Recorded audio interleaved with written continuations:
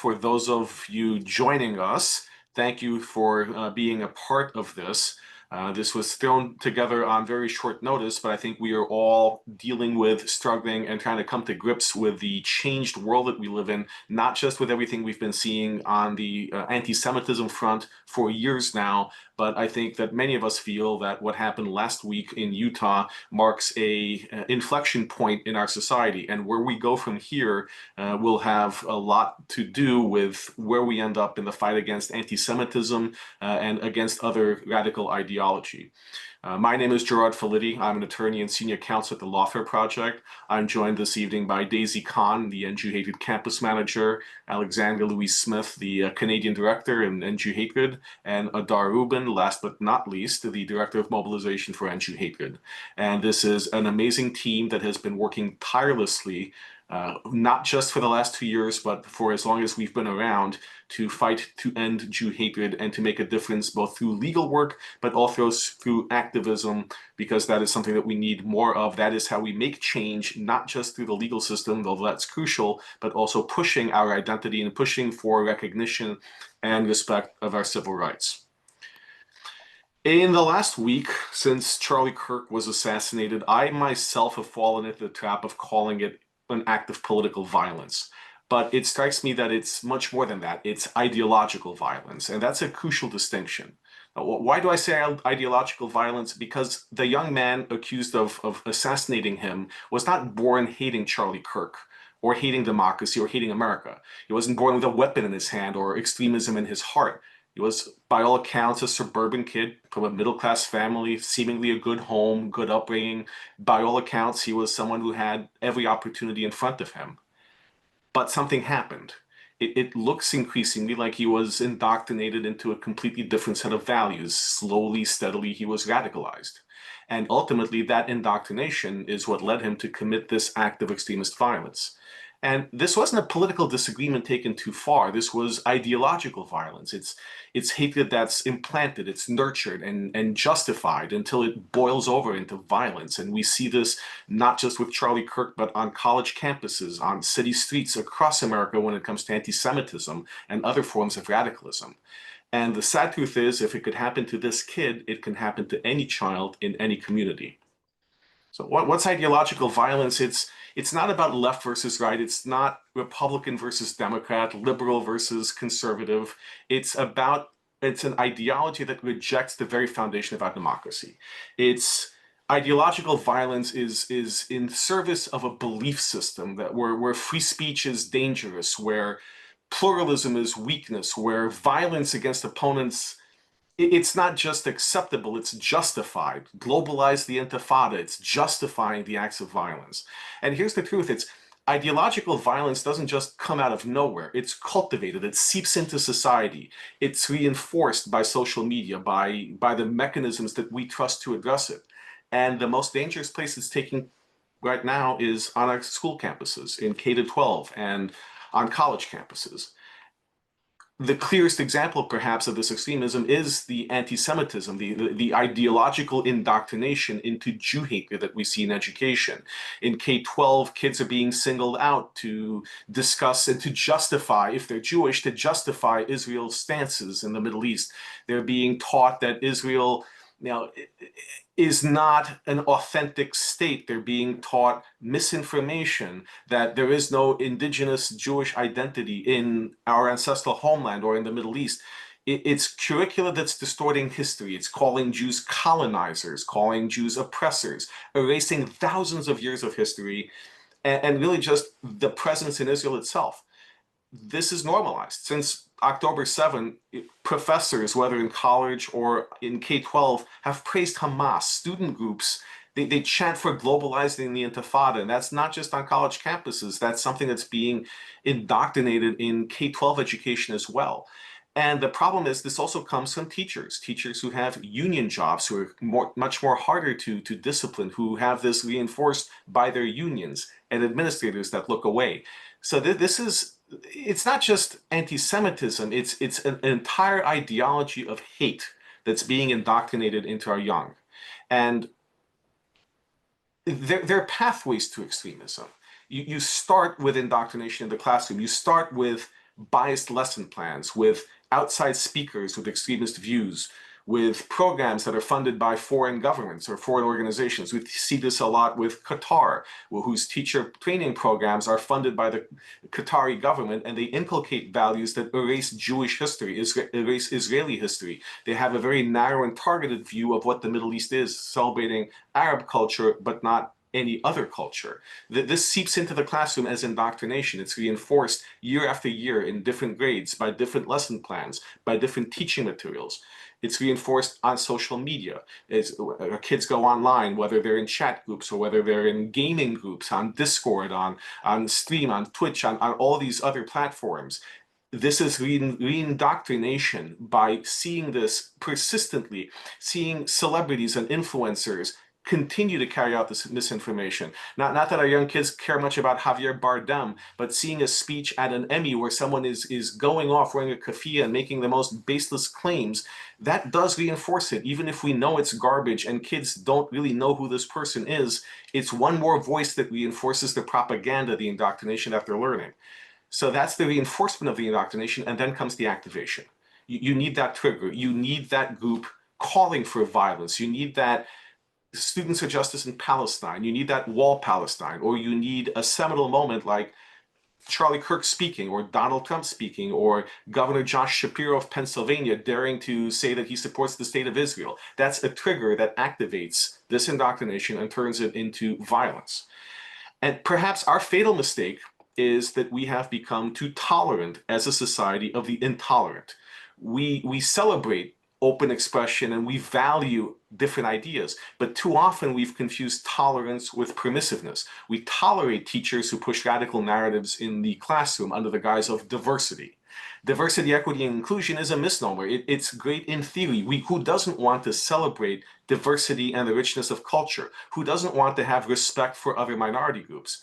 But that itself has become politicized. It's not something that you're taught to celebrate and respect, but you're taught that there is a political angle to diversity. You're taught that there has to be something more. There's an oppressor-oppressed narrative. So even something as innocuous as diversity is weaponized into a tool of indoctrination and radicalization. We're also tolerant of student clubs that call for violence, that we dismiss that as, oh, they're just kids. It's youthful passion. It's their First Amendment right, which it is.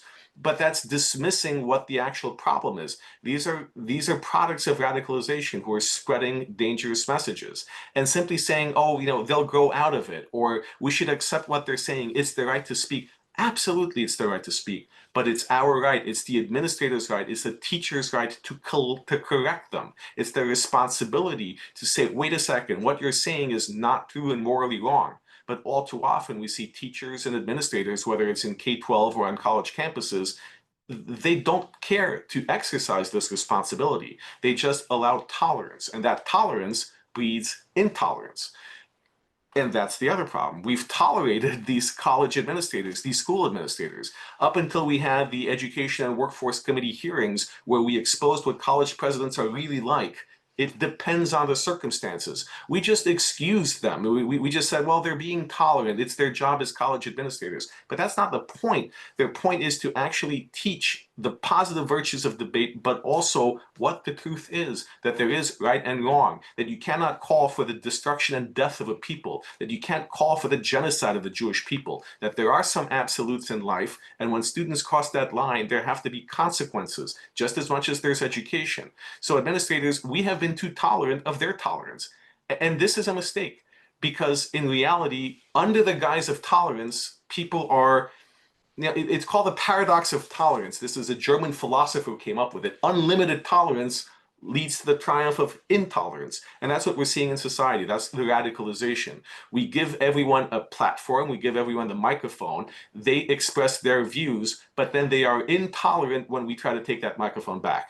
And that's the violence that we're seeing on college campuses. That's the exclusion of Jews from public spaces. That's the exclusion of conservatives from public spaces. That's the exclusion of anyone who does not hold intolerant beliefs in line with whoever is occupying the quad, whoever is occupying Wall Street, whoever is taking the physical possession of the public space. they are intolerant. And if you don't ascribe to their theories, if you don't support their belief system, they are intolerant of you. And we have to put an end to that. We have to end the cycle where we're being tolerant to those who would destroy us, to those whose ideology stands against free speech, against democratic principles, against civil rights. We can't just say, oh, we're a tolerant society. We are, but there has to be a line. And that line has to be in education. Because if indoctrination can radicalize a normal suburban kid from a middle class, a good family home into committing ideological violence, then no family is safe. It's not just the Charlie Kirks of the world who are being targeted, and it's not just the Jews in America or the world that are being targeted. It's everyone who believes in democracy, who believes in anything other than what the radicals push, who is not indoctrinated. So we need to address the battleground, which is in education. End Hatred and the Lawfare Project launched the End Hate in Education initiative. Now, this is very important because this is where we're seeing the issue. It's education. It's not just colleges. We have the Campus Fellow Program. Daisy has done an amazing job managing that, growing it, and helping students address Jew hatred on college campuses. But the real battle is K-12. That's where the indoctrination starts. By the time these kids get into college, I don't want to say it's too late, but there's a much steeper battle, a much steeper climb that we have to go through in order to de-radicalize people who have already been seeped in indoctrination. So we have to address K-12. We have to stop this before it grows into the problem that we've seen on college campuses. How do we end hate in education? Well, for End Hatred, the campaign really rests on 4 pillars. One is transparency. We need to know what is being taught in the classroom. I cannot emphasize this enough. Before we get into the theoretical and what we want to be taught, before we get into this particular thing is anti-Semitic or this particular thing is anti-American, we need to actually know what's going on in the classrooms. We need to know what the curriculum is. We need to know what the lesson plans are. We need to know what the teaching materials that are being used in the classroom are. And every parent has that basic right to know what their kids are learning. They have the right to access the vast majority of this information. And what End Hatred is doing and encouraging people to do through a toolkit is to exercise that right, to get that curriculum, to get the lesson plans, to get whatever information they can that shines a light on what their kids are being taught in the classroom, because that's how indoctrination starts. It starts in the materials that are being brought to students. And we see this all the time. We deal with curriculums that identify the Palestinian state, which does not exist, that identifies Israel as a settler colonial enterprise to teenagers, to preteens. This is in lesson plans. This is in curriculum. And this goes largely unnoticed because, let's face it, we don't have that keen insight into every single thing that our kids are learning in school. So by the time our kids get to college, this has already been indoctrinated. So we need that transparency.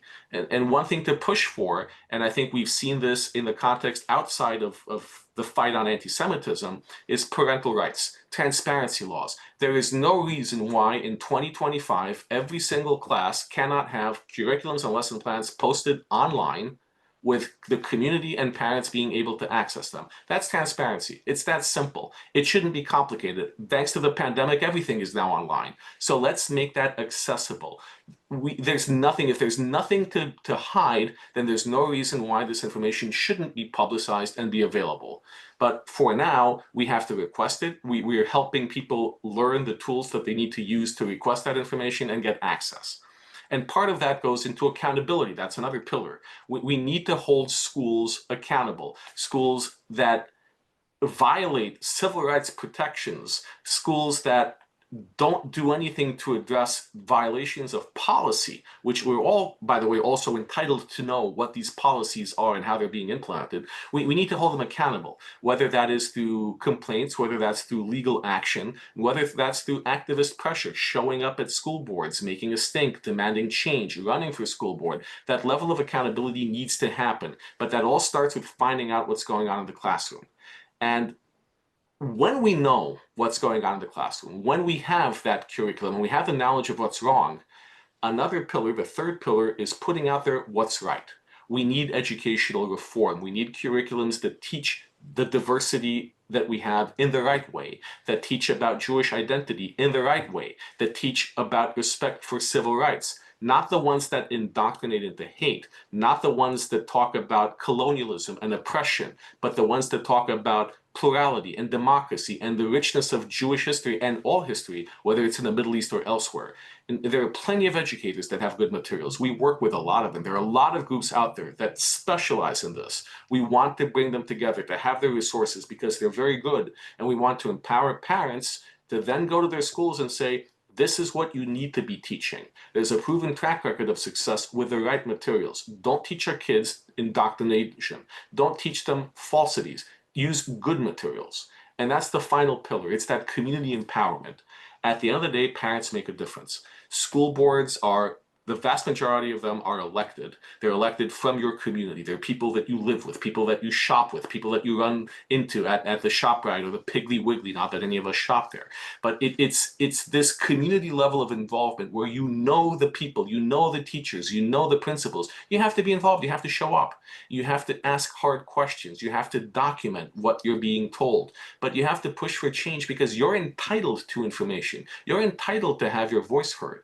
And unfortunately, other groups, the ones that bring radicalism and extremism, they're the ones who've been exercising these rights. They're the ones who show up at school board meetings and demand curriculum that celebrates the state of Palestine, which doesn't exist, or that demands that schools acknowledge Israel as an oppressive apartheid state and teach about boycotts. The other side wins because they show up. They are empowered to show up at school board meetings. They're empowered to make their demands and base them in law. And that's something that we are putting out there. That's part of the guidebook that we're putting out, is empowering parents how to use these strategies to get the change that they need. Because ultimately, when we're looking at what's happening in K-12, in higher ed, this is not theoretical. We're not talking about indoctrination as a theoretical exercise. We're looking at Charlie Kirk. We're looking at Josh Shapiro. We're looking at political figures and private citizens, Jews on college campuses, Jews on city streets, who are being targeted with violence because of this indoctrination into extremism. That starts not at home. That starts at school. That starts in K to 12. And we need to be active about this, not just to ask the school to do something. Something is vague. We need specific steps. And the first step is finding out what these kids are learning and who's teaching it. And then it's addressing it using the strategies that we know work, whether it's legal challenges or demanding our own curriculum, demanding that changes be made, demanding accountability. All of these are tools that we all have available to us. We're just trying to put them together where they're accessible to all of you. Because if we don't act now, if we don't have transparency, if we don't have accountability, if we don't have reform, if all of us are not empowered to go out there and fight for our civil rights, we're going to lose them. What we saw in Utah, we're going to see more of. Whenever someone tries to stand up for us, for our voices, for Israel, for our community, for our democracy, for America, they will get gunned down because the only people who are being active right now are people who hate us. And I don't just mean us as Jews or as Americans, who hate the values that we stand for, who hate Judeo-Christian values, who hate democracy. And we can't allow that to happen. It doesn't matter if you're on the left or on the right. We don't want that level of extremism. And extremism comes from the left and the right, let's be honest. But right now, the extremism that we see most affecting our community is the extremism that comes with ideological indoctrination. And that indoctrination is rooted in Islamist ideology, in the denial of American values, in the denial of the Jewish right to identity and to exist. So that is the biggest challenge right now. And I think you'll hear from my colleagues about more practical steps that you can take, but this has just been, I think, an overview for all of us to be aware of what the true nature of the problem is. This isn't political violence. This isn't just a political dispute. You can have political differences with people, but you cannot engage in ideological violence. And that is what we're seeing. It's a clash of civilizations. It really is. It's a clash of a civilization of democracy and tolerance versus one that wants to eradicate it. And we have to fight back because our lives depend on it, and increasingly so does our future. Daisy, I think if you can talk a little about what we're doing on college campus. Yes, absolutely. Hi, everyone. My name is Daisy Khan. I am the campus manager at End Jew Hatred. And just like Gerard said, we are here today because radicalization and extremism are a real threat that is spreading everywhere. It's in the streets, it's on college campuses, it's in K through 12 education. And every day I see what students are up against. What used to feel like fringe ideas have now moved into the mainstream, and they are threatening minority rights, they're threatening our civil rights, and they are threatening the very foundation of democracy. And so when I was talking with my students, when Charlie Kirk was assassinated, instead of mourning, students and professors were celebrating his murder. And what I realized very quickly is it's the same people who are chanting and cheering the death of Jews. It's the same people who are cheering and celebrating violence in America. And so this is radicalization in real time. And it's not just a danger to Jewish students, but it's a danger to all students and a danger to all of us as well. And so another thought that I had was um, Charlie Kirk's assassination was on September 10th, and that was the day before 9/11. And so we had a lot of fellows tabling and having displays on 9/11 because, ironically, they were raising awareness about extremism and radicalized ideology, which drives groups like Al Qaeda and obviously Al Qaeda on 9/11, but also connecting the dots between Hamas um, in committing a terrorist attack against Israel on October 7th, same ideology behind the Ariana Grande Manchester Arena bombing, and the same ideology behind a bunch of minorities like the Druze, Christians, Alawites being massacred in the Middle East. And while they were raising awareness about that, it occurred to them that it's the same radicalization which is now affecting people in the West that is leading to domestic terrorism. And I mean, we can, beyond Charlie Kirk, we can remember Aaron Bushnell, who set himself on fire in the name of free Palestine. We can remember even the terrorist attack or the domestic terrorist attack in New Orleans, where an American citizen who had pledged allegiance to ISIS decided, who became radicalized by Islamist ideology, decided that he was going to commit a domestic terrorist attack and drive through the streets of New Orleans and killed a bunch of people. And so what our fellows are doing is they are creating many events, panels, displays, trying to get people out of the Israel Palestine narrative and start getting people to realize what we are actually up against and what the real threat is, which is this radicalized ideology, which is against minority rights, against civil rights, and against democracy itself. And so the reason our fellows fight radicalization and extremism is because it directly targets democracy. And without our democracy, we don't have civil rights and vice versa. And so it's super important to talk to your students, or not just your students, but your peers, your kids, and really to tune into what is happening in K through 12 and what is happening in college campuses. Because I mean, I talk to the team all the time. As much great work as our fellows are doing, it's really hard when they're up against so many people who are already stepping onto this campus radicalized because of what has happened in K through 12 education. And so even though we see and are frustrated with professors who promote this radicalized, dangerous ideology, students are already coming onto this campus brainwashed, and which is why I'm so excited about this new initiative that we're doing in K through 12. So, yeah. Thank you, Daisy. Alexandra, would you like to say a few words about what the situation in Canada is? Unfortunately, it parallels a lot of what we see in America, but it often seems that that it's far, far worse. That as much as we put efforts into it in the US, in Canada, it's a steeper climb.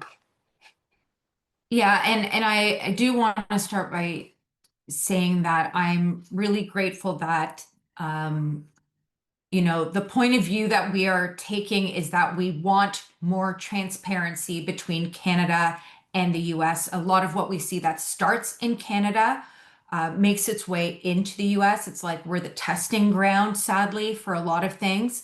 And I think, you know, this is an attack on the West. We are united in this fight together.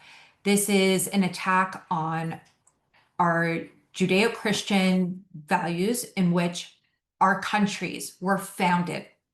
That was a fundamental part of our compass, and our belief in democracy. And to Gerard's point about, being too tolerant, one of the last things that Charlie Kirk said about Canada, he used the word polite. I think that is interchangeable with exactly what Gerard was saying about being too tolerant, that Canada is too polite about what we accept. And it becomes very, very left-leaning. And the way that we have seen it fester and take place in K-12, I don't know how many of you actually know about this, but we have gone so far off the map that one example is that a child identified as a cat. And rather than having, that child use a washroom that is for their gender, they actually created another option and provided that child with a litter box. I kid you not that this is how far we have gone. And this is not how children should be brought up. I want to applaud our minister here in Ontario. In Ontario, for the Americans on the call, half the Jewish population in Canada resides in Ontario. We have had a horrible, horrible battle in education here with the push of APR. For those of you that don't know what that is anti-Palestinian racism. And it is being used to weaponize and silence Jewish voices and our identity and our history. So a lot of what we've seen with this ideology where schools have actually not had separate washrooms. Okay, so the boys and girls are actually together, which I think we can all agree.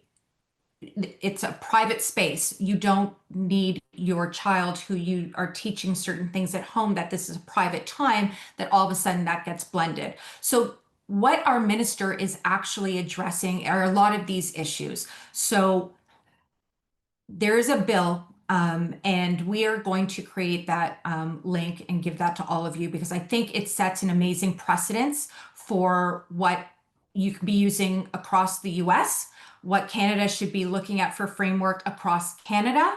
And Bill 33 essentially tells school boards that a minister of education can take over the school board. And this isn't just because of a financial cause. This is if they step out of line from doing the job that they were set out to do, which was for the purpose of educating children. And this is not about politicizing and radicalizing and indoctrinating children in their classrooms. For example, this Bill 33 allows the minister to assume responsibility for a school board immediately.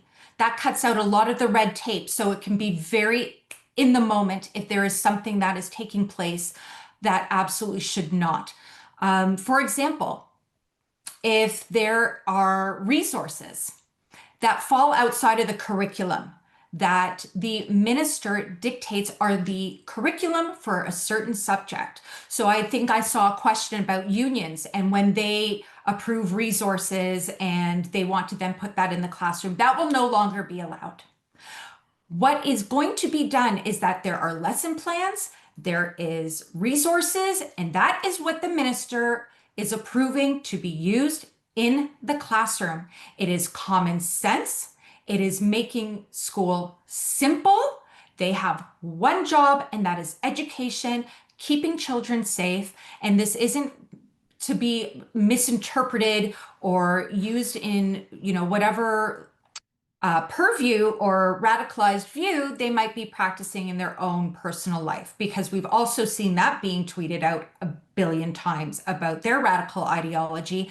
And sadly, there's very little that one can do because of the union protection, which becomes another issue, of course.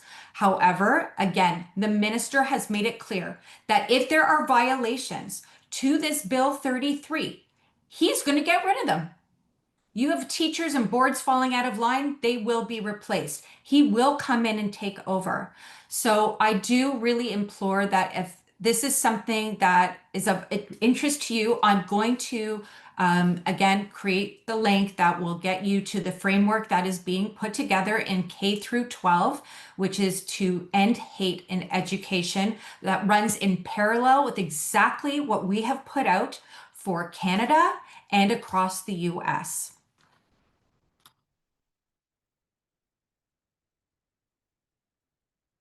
Dar, maybe there's some instances that you wanted to talk about K to 12 and how this might impact what's happening there. And also, perhaps, Adar, you can touch upon what people can do. You know, when you're seeing all of this stuff online that's circulating, when you see whether it's teachers or community members or these bizarre people, influencers, whatever you want to call them, they're posting online hate. What can people do about that? Because we're not powerless. Absolutely. So, first and foremost, from the K-12 perspective, what you want to do is regularly, and I mean regularly, attend school board meetings. So, the reason why I say this, I'm someone who used to come from the campaign space, working in the political landscape. So, when you're part of a political campaign, you're not just walking the walk, you're talking the talk. It's not just about being reactive, it's about proactivity. And you want to think of school board engagement in the same way as, as if you're running a political campaign, except in this case, it's nonpartisan, as it should be. Now, when it comes to, people posting rabidly anti-Semitic, rabidly hateful content online, one of the biggest things that I like to focus on is the issue of opposition research. So, opposition research is key.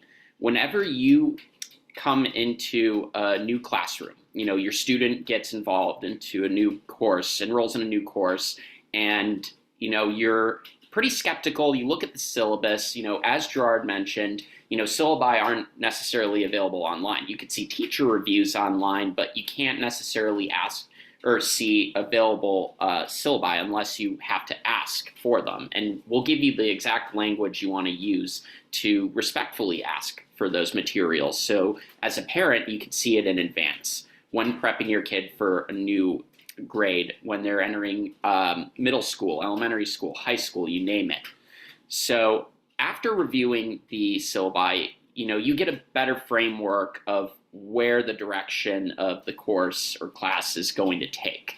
Oftentimes it's, shameless, so to speak, meaning people are openly expressive of their politics.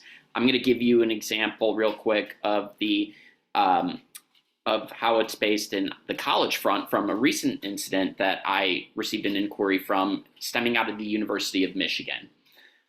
So as a matter of fact, a little over a week and a half ago, I received an inquiry where a professor who was teaching American Culture 204, she's one of 4 professors teaching 4 different sections of American culture.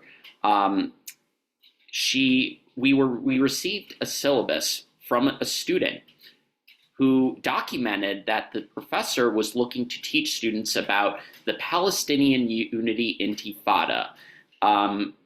Can someone here explain to me how we can unite behind a series of terrorist attacks against Jewish people and, other foreign nationals who were based in Israel from the late 90s to the mid 2000s? I myself have been in Israel during that second Intifada. I would know it very, very, very well from my childhood. I remember those experiences. There is nothing to unite on when it comes to that. So that professor, her name is Umaya Cable, was teaching students, or is set to teach students, about the importance of massacring Jews And she's going to frame it a lot differently as collective liberation, as fighting against oppressors, things like that, terminology that you're not necessarily foreign to hearing. But on top of that, that professor is teaching, or is also doing a screening of Macklemore's new film, The Encampments. And we all know pretty well what The Encampments led to last year as we navigated through the climate during October 7th. We've seen instances of violent acts against Jewish students on college campuses take place, as a matter of fact. We've seen cases where they even set them up in middle schools, as a matter of fact, and high schools, and through various different campaigns, we were able to get many of them taken down. But, these were very polarizing tactics meant to disrupt. And on top of that, we've also noticed that during those encampments, we saw one of the biggest legal frameworks for making a case against the encampments as to why, it was effective to take them down is the fact that encampments were disrupting the flow of business order, the flow of proceedings, the flow of studies. So what I mean by that is there were instances like at UCLA, or I think it might have been UC Berkeley, as a matter of fact, where Jewish students were blocked from going to their dorms and classrooms. They set up checkpoints to stop people from getting across. So not to go on a tangent regarding the encampments, but the point being is that we know where this professor was heading at the University of Michigan. We knew her bias was very, very, very explicit. It was no secret. And as a matter of fact, the name of the course, even though it was American Culture 204, the section she's covering is on media activism. It is literally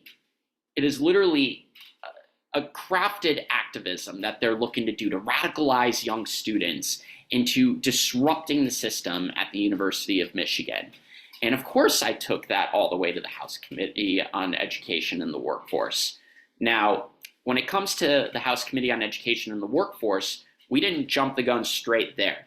One of our campus fellows, as a matter of fact, at the University of Michigan, began engaging the provost's office and didn't necessarily receive, I wouldn't say a warm response, but kind of what Gerard was articulating in the very beginning of the Zoom, where they give you it's going to be fine attitude, don't worry, we'll take care of it. But we didn't see any consequences take place. I mean, look what we're seeing out of Charlie Kirk's assassination.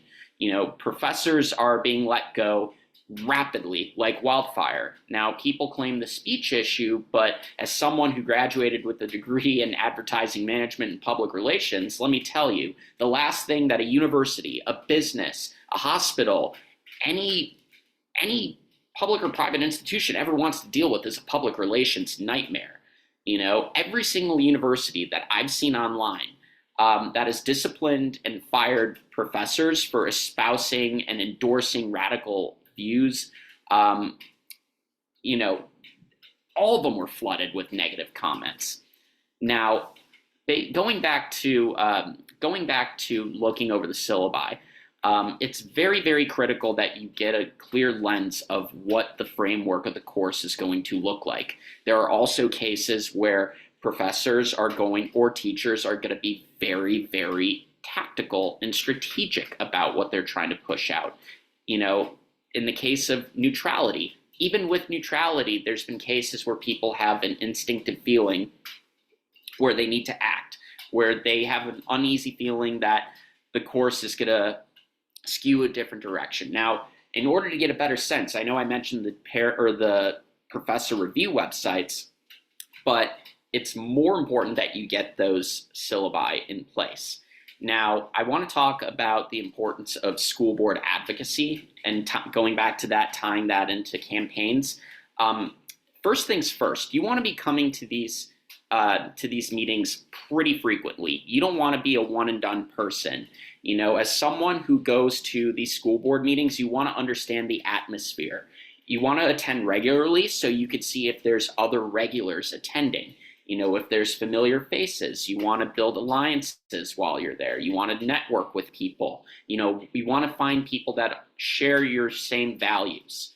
And if you are someone who is looking to run for school board, I would strongly prioritize safety, school safety, as the number one key issue, because that could mean a lot of things. It can mean physical safety, which is of the utmost importance, or it could mean ideological safety, preventing students from being exposed to hateful ideologies that may poison their minds. Now, one of the things that I also heavily recommend is regularly joining parent-teachers advisory meetings. You want to be active in that space. You really, really want to get a feel for the scene to know who is going to be a friendly, if the odds are stacked for you or against you. Also, another thing is you want to build a set of coalitions, local coalitions. You want to attend as many K-12 centered events as possible. Now, we at NGH, we work with numerous partner organizations, share resources, and work across the board, to help support one another. And it's the beauty of unity. And, if they're doing events that are local, definitely attend, definitely build those connections, build a bigger audience. It's not even just running for school board, but, if you go to a school board meeting, let's say, for example, there's a classroom setting, a sixth grade setting, and all of a sudden a student, goes up to another student. Let's say the Jewish student is wearing the Bring Them Home dog tag and a Magen David and a yarmulke. He's visibly Jewish. And all of a sudden another student physically attacks the Jewish student. The teacher doesn't do anything. And when the student sounds off to the principal, and this is one thing I forgot to note, when you're sounding off to a principal, a superintendent, a school district, you always want to make sure that you're doing it in writing, in email. You always want to have a written log of your testimony and a documented incident and how the district or the superintendent or the principal responded, because that could be the basis of everything going forward. It determines everything. Now, for additional questions too, feel free to put it in the Q&A as well as I'm talking. But when it comes to documenting that incident, let's say the principal says, "Oh, you come from a Zionist household, therefore we're not taking any action." It might be an exaggerated scenario, but it could happen. And that would meet the basis of legal action and legal intervention. And we have the legal resources as well. So, when you engage in school board meetings, you really, really want to build a coalition of people that will back you. You want to make sure that you're getting your name out there. You're going to synagogues. You're going to reach out to your friends, not just across the aisle of where you stand politically, but also people, who are across, or people from the interfaith community. Reach out to your Hindu friends, your Christian Catholic friends. Reach out to your African American friends, as many people as possible, and emphasize the importance of protecting civil rights, your students' individual civil rights. Now, it's always important that you're doing your homework on your school district, your respective superintendent, and let's say you have a teacher who is radical as it gets, unashamed, teaching your sixth grade student. And you want to document how the teacher, is engaging in illegal conduct in the classroom. Now, that's something else that I want to emphasize. You don't want to just emphasize speech. You want to address the importance of conduct in the classroom. What is your teacher doing? Going back to the University of Michigan, I'll give you one good example, and it actually ties into the story that I was mentioning with American Culture 204. One of the four professors, John Cheney Leopold, is teaching another section of that course. Now, John Cheney Leopold in 2018 made national news because he refused to provide a letter of recommendation to a Jewish student who wanted to study abroad in Israel.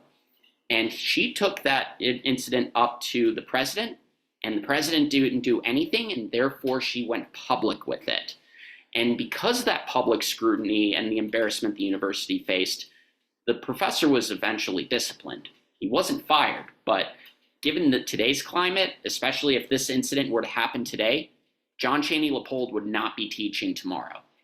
So, we have to be seizing this moment. We have to be seizing this opportunity to network, to build alliances, to build a coalition of people that want to support you. And when you're running for school board, visibility is everything. You want to be taking ad buys out in local newspapers. You want to have people with you that are going out and putting posters around, lawn signs, you name it. You have to show a little bit of publicity and step out of your comfort zone, and when it comes to talking about, and when it comes to conveying your own message, you have to be a healthy moral messenger. You have to talk in a civil tone. We can't come in, guns blazing, pitchforks and torches. We have to show grace. The other side is giving us that advantage. They're screaming, they're making noises, they're disrupting the flow of order, they're vandalizing, they're engaging in violence. This is the opportunity to show to the world, to your community. I say the world because at the end of the day, the whole world is watching. We live in an online world. But we have to show that we are the healthy moral messengers. Now, you always want to make sure you're coordinating amongst other parents. You want to set up group chats. You want to set up weekly meetings or bi-weekly meetings. Meet regularly as much as you can to discuss strategies, to discuss specific policies, that you can advocate. You want to study your Jewish union and you want to study all the teachers' unions that you can to understand the concept of how they're going to navigate the school system, how they're going to basically be in our favor or not in our favor. Now, I want to leave off on one more thing that I think is most important. It doesn't just have to be the parents to be being involved in this crucial fight. End Jew Hatred also recently set up a teen advocacy network called End Jew Hatred Teens. We are actually actively in the process of recruiting several teen ambassadors from across the country. I'm supposed to be adding 2 more tomorrow, which I'm very, very excited about. They're a set of brothers, as a matter of fact, from Connecticut, and they're going to be more than exceptional students. These students are going to be helping the parents with their school board advocacy. These students are setting up clubs to talk about Jewish indigeneity, heritage, the importance of civil rights, what to do when a crisis emerges, because, we have to be smarter. We have to be more responsible with our inquiries and our actions. We have to show that we can be more than incredible allies to not just our own community, but others as well when a crisis emerges. Now, we have a big advocacy network, and, I'm more than happy to connect you with designated state chapters in which you can take a part of, or you can join and be a part of the movement and help. Even if you're not a parent of a student, you can still support parents that are actually working to make change. It's a collective effort, and it's on all of us to really, really meet the moment in this post-October 7th world. It's more than just debating ideas. It's about creating meaningful change and a better future and a safer future for our students, for our parents, and for our broader Jewish community as a whole. I just want to go back to part of what you were talking about for people who are on this call, because we're talking about if people wanted to get involved and run and be part of the board themselves. Some people, I want to acknowledge, don't necessarily want to be part of the board themselves.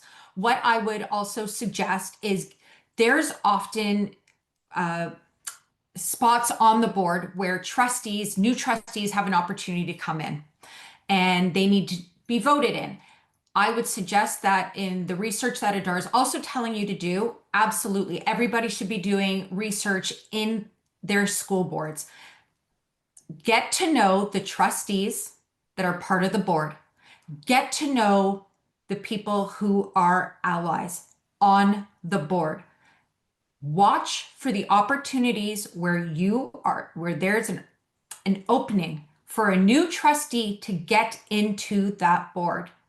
And if you are not looking for that spot yourself, please find maybe an hour, 2 hours, 3 hours. And like Adar was saying, get a group of people, get onto chats, figure out some strategy, and help reinforce that person who is aligned, who is going to be running for that trustee position, because your time is just as valuable in helping that person get into the board if you're not going to run yourself.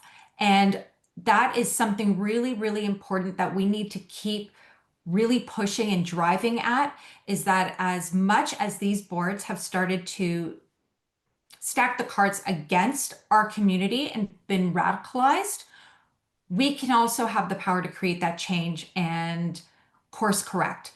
But that definitely has to come with paying attention to what's going on at those boards. What is happening in the unions? Where are the opportunities where people can start to step up and put the right people in place that are going to make the right impact for your kids? And building on what Alexandra said, it's also important to remember that this is not just a Jewish issue. This is a broader society issue. We have natural allies when it comes to schools and school boards. We have other minority communities that are just as affected as we are by the radicalization that's being pushed out. Hindu groups, other ethnic minorities, we even have moderate Muslim groups that feel excluded by some of the propaganda that's getting into the classroom. But more than that, we can't just look at this from a minority perspective. Parents' rights groups, they're always present. Some of them tend to be more political than others, but there is a vast number of people in America who genuinely care and are interested about what's going on in their kids' schools. They are vocal and they are natural allies, especially when it comes to broad categories like getting that transparency, like getting a structural or systemic change that benefits everyone, and even allies in running for school board or supporting the, and I use air quotes here, the right candidates for school board. So it's crucial to know we are not alone, and NG Hated is working and developing these allyships with other groups. We'll have more to say about that hopefully next month after the holidays. But all of you, when you go to your school board meetings, talk to other parents. A lot of them have the same concerns. So we are absolutely not alone, and there is strength in numbers. I want to add one more thing too, when it comes to the importance of doing research on your respective professors and teachers. You know, I emphasize social media as a very, very key indicator. You know, in case that a syllabus is pen neutral, but you have that instinctive feeling, it's always good to do your homework on the teacher themselves. Now, I want to show a very, very quick trick, actually, as a matter of fact, from the platform X, formerly known as Twitter. As a matter of fact, here, I'm going to quickly share my screen.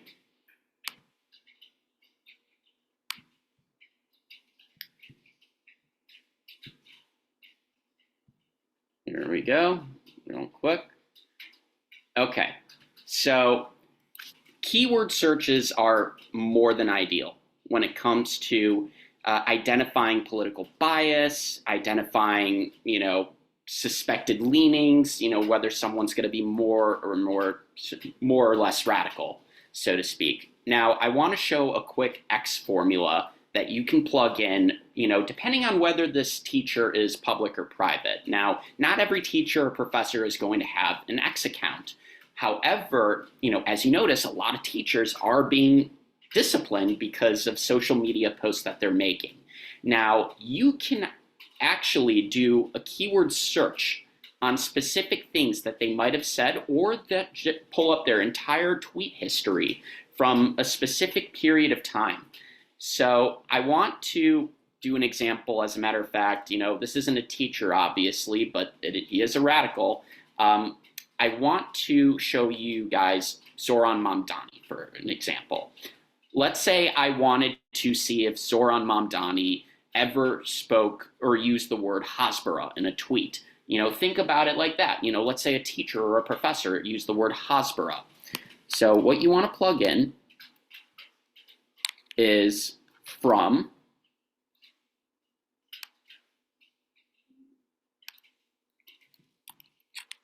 Zoran K. Mamdani.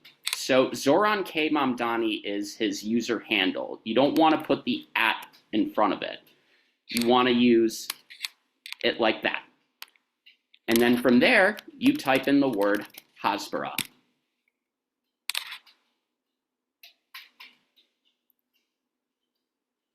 Now, the first thing that pops up is a tweet from October 5th, 2013.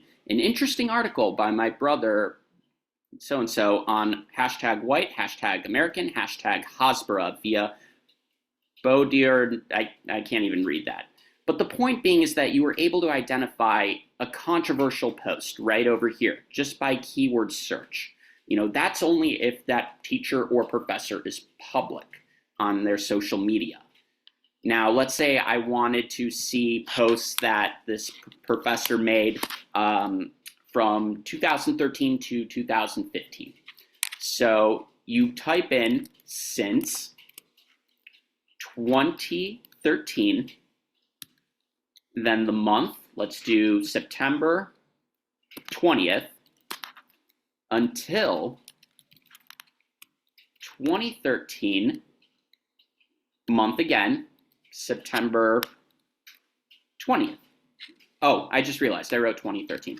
I meant to say 15. So you see right here, this is the exact formula from the user handle right over here, in this case, Zoran Mamdani, since 2013, that's so year 9/20, September 20th, 2013, until 2015, September 20th. Let's see what we've got. Look at that. You have all of Zoran Mamdani's tweets from 2015 going down all the way to 2013. Now you can hit latest and pretty much have it arranged in order, as a matter of fact, from most recent to most recent up until the oldest tweets. So you can see the lovely mayor, God forbid, future mayor of New York City, has been very, very active on Twitter since 2015. And you see it going down December 26th, December 24th, December 2nd, etc. Twitter is definitely a useful tool. Twitter is definitely one of the most crucial elements in identifying someone's specific bias. Now, basically, in order to pull up this person's account, let's say we're looking for Professor Joe Schmo. You want to Google Joe Schmo Twitter, and you look and see the account, see if it populates, see if it matches based off of the bio description. The location is definitely key. So it's definitely worthwhile looking into your respective teacher or professor's social media usage. See if they're very, very active or radical or even friendly. You never know. But it's part of doing your homework. It's part of the digital social media ecosystem. For better or worse, it's important that we actually look into these things. If I were a parent, that would be the number one thing I would be looking at is who is this person beyond just the parent reviews or student reviews? Are they fringe online, so to speak? So I wanted to share that little tidbit with you guys. I think it's very important that we always do our homework, whether it's through social media, whether it's through online research, whether it's through talking to other parents that have had students go through those similar courses or, the same teacher, so to speak. But definitely an important tool that you want to utilize.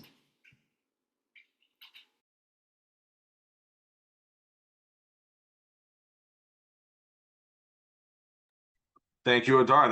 That's actually very useful and something I think a lot of people didn't know. I certainly learned more from you on how to do opera research than I ever thought I'd need to know, and that was especially useful. Um, Before we switch over to, I think we can switch over to see what the questions are, and people are more than welcome to type in questions in the question box. I do want to address one thing that came up as a question that I think is useful to talk about. And that has to do with the IHRA definition of anti-Semitism. There are a lot of efforts to get that codified or used. There are a lot of efforts to demand that school boards adopt it in some meaningful way. And yes, there are differences of opinion, even among different advocacy groups in the space, on whether that is something that should or should not be done. However, I come at this from, I don't want to call it a unique perspective, but a pragmatic one. Right now, when the federal government investigates civil rights violations involving anti-Semitism, they use the IHRA definition. That is what the Office of Civil Rights does. That is what Trump's executive order in 2019 set up. And that is during the first 2 years of the Biden administration, it worked the same way. So when the government is investigating violations of civil rights laws, it's using the IHRA definition. My perspective is that's why schools should be too, because otherwise they're setting themselves up for a situation where they're using a non-conforming definition, coming up with a conclusion or an action which is subject to review or criticism or a lawsuit. And then when you go into a courtroom or when the government steps in to investigate and potentially revoke funding, the government is using the IHRA definition. So the reality is, it's not so much, yes, we do want more acknowledgement of it. We do want that explicit reference to it. That is in and of itself a victory. But I think a good argument to make is not just that we're entitled to a definition, which we are, but this is the definition that the federal government uses. And for schools to start using conflicting definitions or not use that definition will put a higher compliance cost on them if this matter is brought up to the government and there is a government investigation, which schools don't want. We're seeing the power of the purse. We're seeing the effect when the government withholds tax dollars. And this is something that could very well happen in K-12 as well. So when we're talking about IHRA and the usefulness of that definition, it's very useful. Let's have no doubt about that. It's very useful because it very clearly goes into the type of anti-Semitism that we are all too much seeing, which is anti-Zionism. But we don't need to reinvent the wheel. The argument here, and a good argument, is the government is already using this. If you're not, then you're using a conflicting definition or you're not complying with what the federal government will require you to do anyway. And to some extent, I've seen this be an effective argument with schools because, the school board can sit back and say, well, look, if this is the definition the government uses, who are we to come up with something new? Not going to fly in, not going to fly in very progressive states where they don't really care what standards the federal government uses. But a lot of other districts, it does give cover to school board members to say, well, look, if the federal government is using this, then there's no harm in us using it officially as well. So I think that is a powerful tool to use.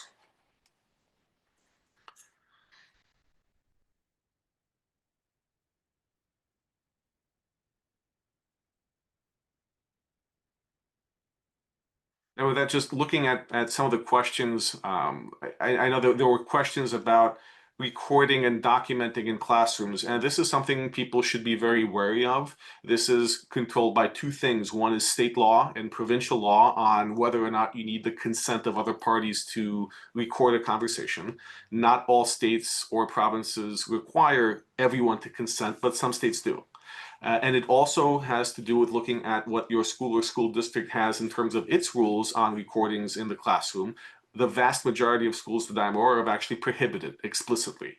So if you are recording something, you are at best exposing yourself to not having that evidence be used as evidence. It might be inadmissible in a courtroom because it was recorded illegally and improperly. And at worst, you might be exposing yourself to some criminal penalties as well. Not likely to actually happen, but this is something to be wary of.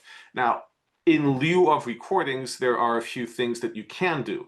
One of them is to always document your interactions. It's easy for parents to have conversations with a teacher, a principal, or even someone from the school district, an administrator. You have that casual conversation in the hallway, in the classroom. Sometimes it gets a little confrontational, but you talk. And that's easy, but you need to do more than that. You need to document in writing. So when your kid comes home and says, this is what the teacher said in class, or this is what we learned, or this was the material that was given, send an email to that message, to that teacher, confirming your understanding that this is what was said, or confirming that this material was used, or confirming that this incident happened. Put the burden on the teacher or the administrator, the principal, whomever, to write back either denying that it happened or clarifying what actually happened, but you're getting them to reduce it to writing. And that writing, even if no one ever answers you, you can still go and use that as evidence of sorts that this was your recollection or this was your understanding at that time, contemporary written record of what happened. And if they didn't bother to respond to it or contradict you, that does have some weight when you're moving forward. So you have verbal conversations, document them, confirm your conversation, confirm your understanding. If the school makes a promise that it will investigate something, send an email saying, this is to confirm my understanding that you said the following, that you promised to investigate. And follow up with more emails when they promise an investigation or action. Ask them how long it'll take. Ask them what steps have been taken. Ask them when you can expect results or what the next steps are. Always document. And it's also important when you are looking at actually filing a complaint. Most school districts have some kind of a formal complaint process. It's a specific individual that needs to be addressed, whether it's a superintendent or a vice principal at a school or whomever. That's a policy that you need to look up online or ask the school district to find that policy and use it properly. Because if you're writing a letter to the principal to complain about an incident or a material or something else, that might not be the process in your school district, and then that's treated as if you never complained to begin with. So it's important to follow process. And one final point on process counts. A lot of school districts that have gotten into legal trouble over the years have gotten into legal trouble not because of the content of what they've done, bringing in a curriculum that explicitly targets Jews, for example. That wasn't what the problem was. What got them in trouble? What got them in trouble was that they didn't follow the proper procedure to bring that curriculum in. A lot of schools, districts, a lot of states have a requirement that curriculums be available for inspection, that curriculums be discussed and put on a public agenda, that there be this debate about it before they're voted in, that communications about them have to be disclosed to some extent. And when school districts have tried to bring in these curriculums secretly, and parents have found out, this is where they've had a lot of legal success. So process is important, both when you are looking to complain or looking for information, but also when challenging curriculums, lessons, or anything else. That really matters, and that is a lot to be said for following the rules. And even schools get in trouble when they don't do that.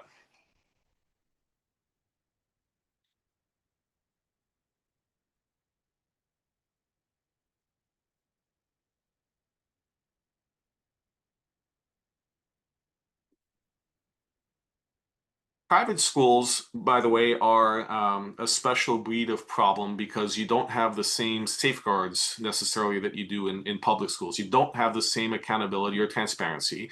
You don't have the same requirement to disclose things like curriculums or disciplinary acts. Private schools are governed by contract. It's contract law. It's what you agree to when you send your kid there. And part of that contract in most states, as has been interpreted by the courts, are different rules, requirements, regulations. So if you're looking at incidents in the private school, whether it's how someone feels when exposed to students or faculty wearing keffiyehs or statements about the Intifada or whatever, you have to look at those rules. You have to look and see under what rule you can make an argument that something is being violated. And sometimes it's not the strongest case to argue, oh, it's anti-Semitism. Sometimes you have to look at rules against bullying, against intimidation, against harassment, because that it's the conduct ultimately when you are screaming at a fellow kid or you are wearing any type of attire that is, and you're doing so in order to cause distress or in order to intimidate or harass, that is a violation of policy that even a private school can find actionable. So it's a matter in private schools of looking at what your contract says, what the school is required to do in terms of discipline, and then looking at ways that you can fit in the subject of your complaint within those rules. Merely saying, okay, someone's wearing a keffiyeh that's anti-Semitic, unfortunately, that doesn't really wash anywhere. You have to make the argument that that is being that somehow is targeting your student or other Jewish kids with discrimination, and that itself is hard to argue. What does work sometimes is saying that it creates a hostile environment, that it is intimidation, that these things are being worn. They're not religious attire. They're being worn as a political expression, and as a political expression, the school has the right to curtail them. Public schools have the same right, by the way, to curtail political expressions when they interfere with learning and safety. So those are the arguments to make, that there is, it's not the keffiyeh itself, but it's the motivation of wearing it, and the effect of wearing it is that it creates a safety situation. It creates a situation where students can't learn, and it's interfering with the educational process. That has more legs both in public and private schools than just saying, oh, it's a keffiyeh, it's a symbol of hate. And on top of that, Gerard, you also want to identify the school apparel policies as well, whether or not political apparel, or religious apparel is even allowed. That's definitely a key point right there. No, absolutely. So again, it comes down to, and this is the very first step, it's know what your school's policies are, know what the rules are, know what the disciplinary policies are. This is something that every person, not just parents, but every person in a township, a city, in a jurisdiction has the right to know, and it's public information. So this is something that anyone can obtain, whether or not you have a kid in that school. You're entitled to know in a public school district or a public school what the policies are, and then that's something that you can act on. I was just going to say, and if there isn't a policy that's favorable to the majority of parents, find your parent groups, get together, advocate to change the policy about attire in the school. Just because their policy may or may not align doesn't mean that you can't then get parents together and advocate for a change of that very policy so that your students and your kids. 1,000%. 1,000%. And that comes down to knowing what a school board is and how it works. This is something, if you have a policy proposal, this is something that you can put on an agenda for discussion at a school board meeting. This is something that you can push to have discussed by the school board. That this is something that you can push to have a public comment on, so that you and other members of the community can express the importance of this policy, and then force the school board into addressing it or not addressing it, and continue putting pressure on them. So there's a lot that parents and community members, even if you don't have a kid in that school, can do. Now, realistically, and I can't stress the importance of this, what schools care most about, or they say they care most about and actually do to some extent, are kids. There's a lot of power to be had by a student themselves going to a school board meeting and saying, this is what we're going through and this is what we need for it to change. Second most powerful are the parents of those kids saying, this is how it's affecting their lives. This is how it's affecting their health. This is how it's affecting their well-being and their education. Community members have a power. They have a power to show up and support the students and the parents, but the strongest voices are of those directly affected. So this is why we're encouraging EJH teens. This is why we love Club Z. This is why we work with other groups that are very strong in pushing kids to be vocal and upstanders for the Jewish community, because it's those voices that carry the most weight. And just to add to that, when you're also wanting to change policy, whether it's directly with the school, doing parent council, because you can always start there as well, find out when you can do public deputations in addressing school boards, because they also do post when they want to hear from the public, and getting as many people that are singing from the same songbook that can go in front of the board and actually voice whatever concerns are happening locally in that school, that city, together, united, goes a long way They need to hear from parents. Boards also can't act on what they don't know. So they're relying on your information to bring things to the forefront. Your voice is very important.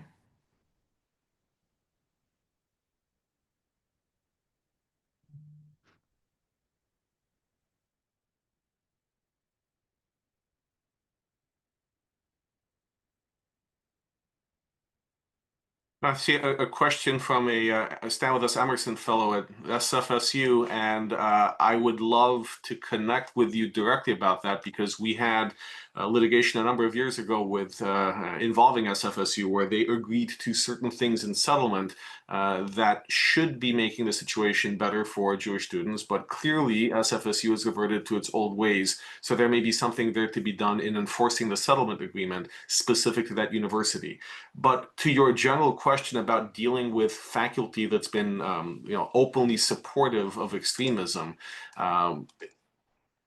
I think, and I want, if Daisy is available, I think she'd be the best to answer that. But I think that's a good question to address. Yeah, and as you were saying that, I wanted to also give a shout out. If anyone here is considering joining and being part of the EJH movement, whether they feel confident in their student leader and want to be part of our fellowship, or want to take more of a supportive role and be an ambassador, I definitely recommend everyone to apply on our website. As far as that question, sorry about that. It cut out with the question. Can you repeat the question again? There's a question from a Stand With Us Emerson fellow at SFSU who is dealing with faculty that are openly supportive of extremism. The ethnic studies faculty, which is problematic everywhere, to be honest. They've gone to rallies and spoken explicitly for the destruction of Israel and the Jewish people. How do they go about advocating for change or making change of that? Absolutely. So we actually were in the process of launching something last year that I think we should absolutely bring back.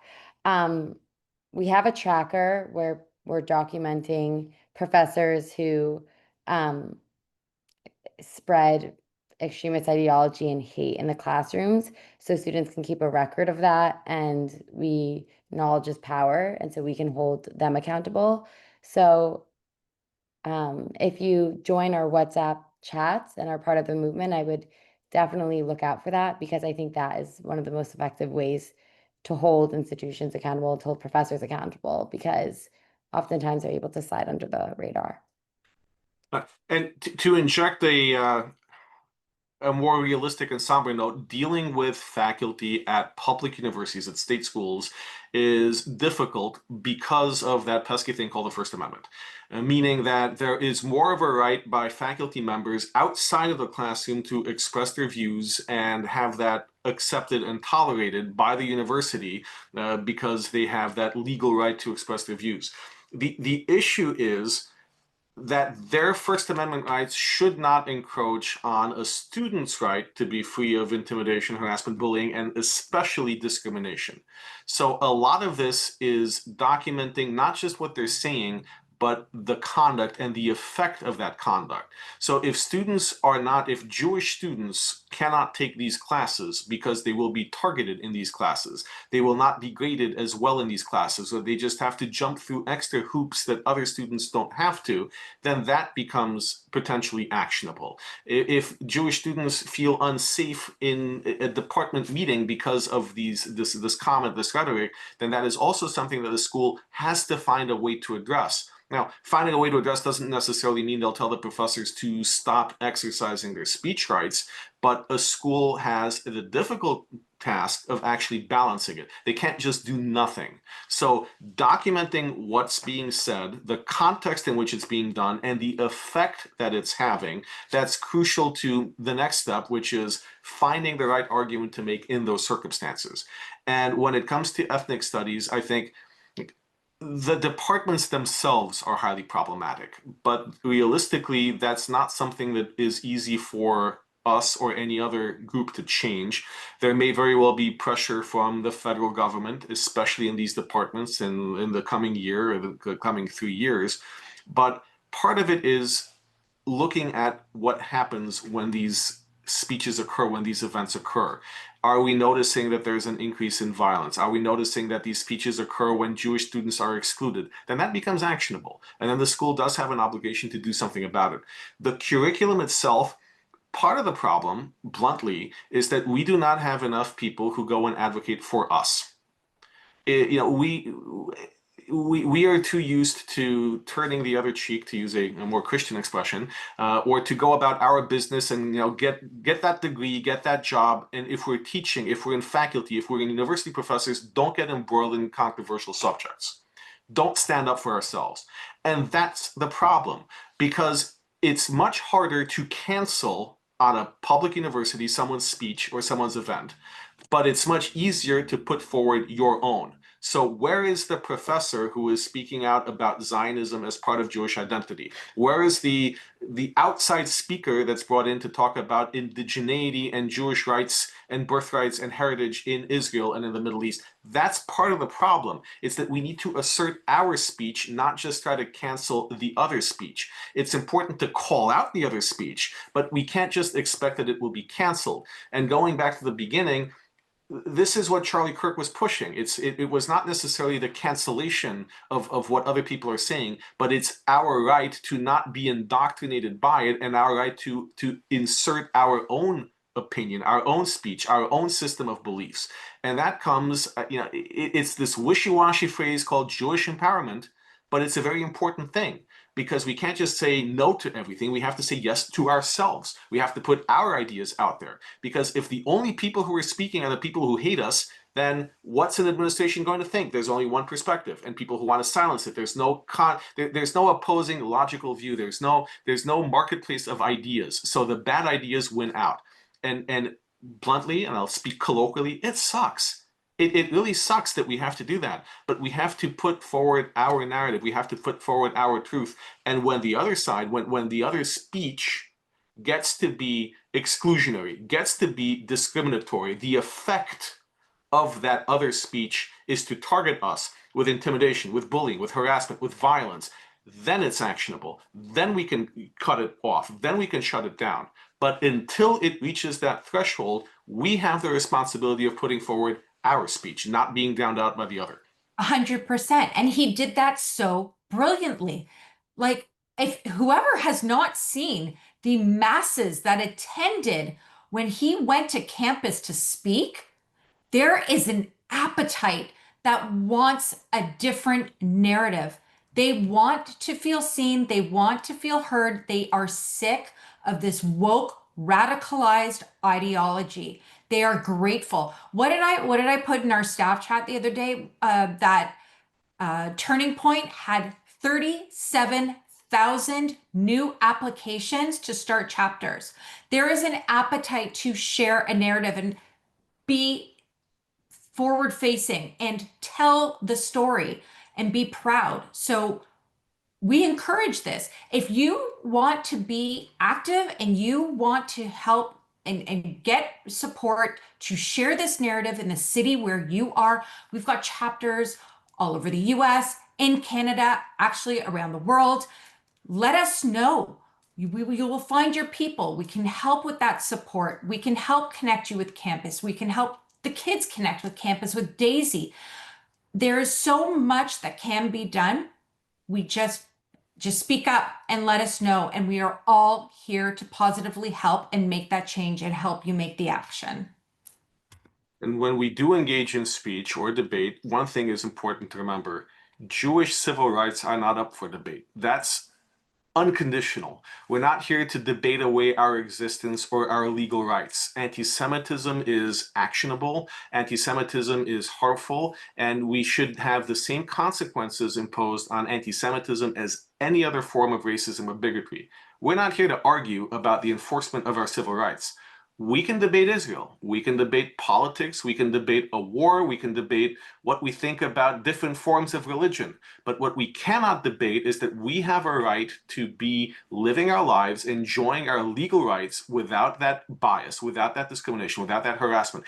College kids and kids on a school campus in K-12 have the right to have that education the same as every other student, not to be targeted, not to be harassed, not to be intimidated, not to have to hide their identity when walking to class or be ashamed to say that they're Jewish because of what people are doing to them, or the harassment that they experience, or the bullying that they experience. That's not up for debate. The conduct, the outrageous extremist conduct that we see, that's not something that we can debate. That's an absolute no. Debate issues, sure. Who do you want to be the next prime minister of whether it's Israel or Egypt or now the next president of the United States? You can have that debate. But our civil rights, our identity is not up for debate, and that's not something that we should ever give in on.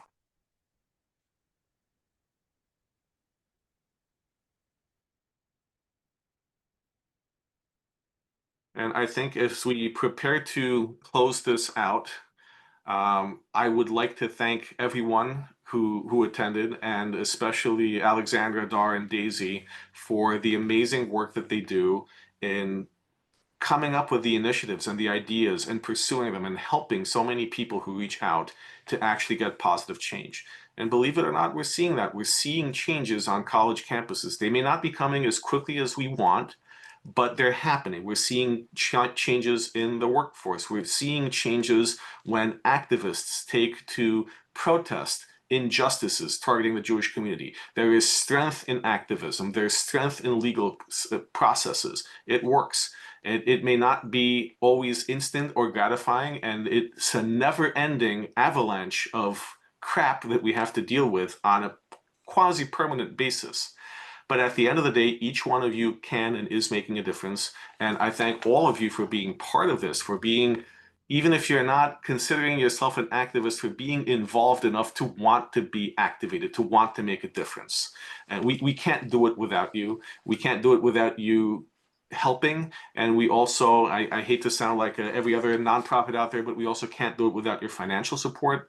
It takes resources to be able to put on programs, but more importantly, to able to go to Congress and have that fight, to give them the documents that they need, to speak with students and train them, to put on the workshops that make a difference, to bring the lawsuits that change the system. All of that, we need your financial support as well. So I've put a link in the chat. I hope that if you can give, please do.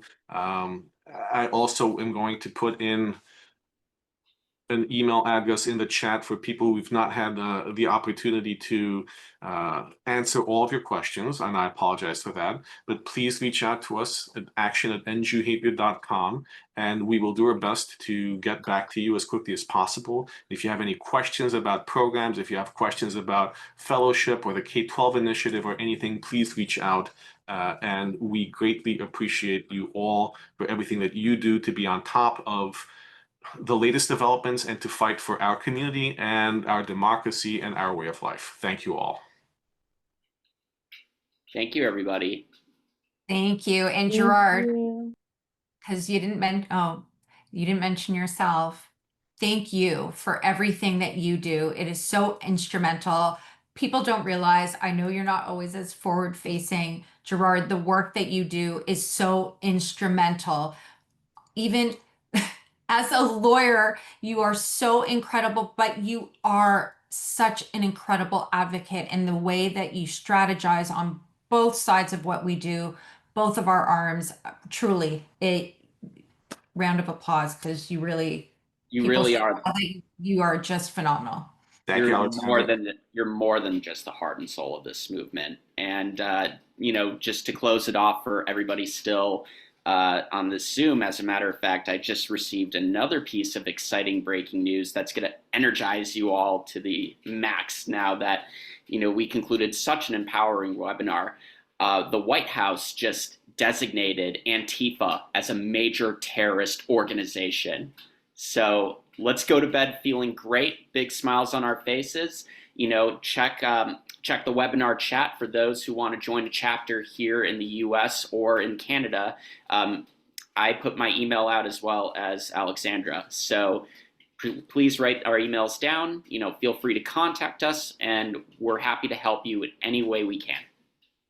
And also make sure that you're part of our mailer, because we're going to be rolling out some incredible actions that you can take. So it's not just keeping you apprised of the work that we're doing, but really meaningful work that in time that if you can spare it, please, it takes all of us. So thank you. Thank you all, and good night.